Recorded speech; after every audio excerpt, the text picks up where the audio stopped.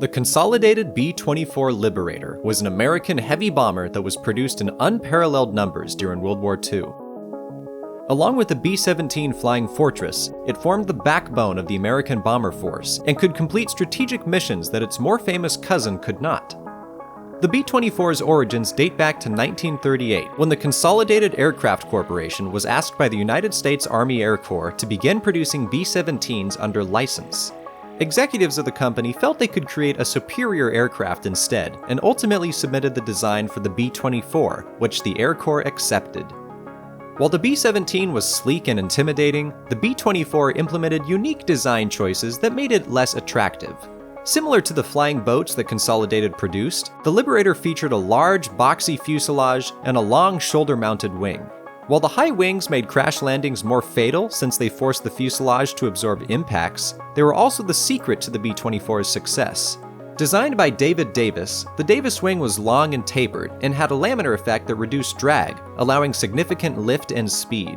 This resulted in a plane that had a greater range, speed, and bomb load when compared to early B-17s. On paper, the only comparative disadvantage of the B-24 was its service ceiling and defensive armament. However, the B-24 was also more difficult to fly, and pilots complained that its controls were much stiffer than that of a B-17. This difficulty meant that the B-24 couldn't fly in as tight of a box formation for missions, and also resulted in more training accidents with inexperienced pilots. Its interior also proved more cramped, making emergency evacuations more difficult and less survivable. Nevertheless, the B-24 was adopted for widespread use, and it was employed in every theater of operations during World War II. It first saw serious service in the Atlantic, where German U-boats were the scourge of Allied shipping. The B-24's extended range made it the only plane that could patrol the Atlantic, and radar-equipped B-24s began hunting down U-boats in 1941. Its range also served it well in the vast theater of the Pacific, where it became a mainstay, but it saw plenty of use in Europe and North Africa as well.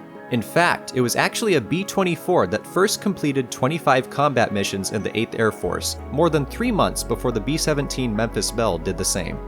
The B-24 was powered by 4 Pratt & Whitney twin Wasp engines that generated 1,200 horsepower each. It could achieve a top speed of nearly 300 miles per hour and had a range of over 1,500 miles with a standard bomb load.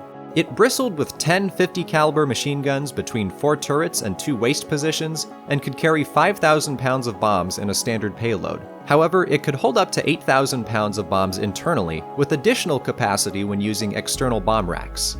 The B-24 holds the record as the most produced American military aircraft of World War II, and was the most produced heavy bomber in history.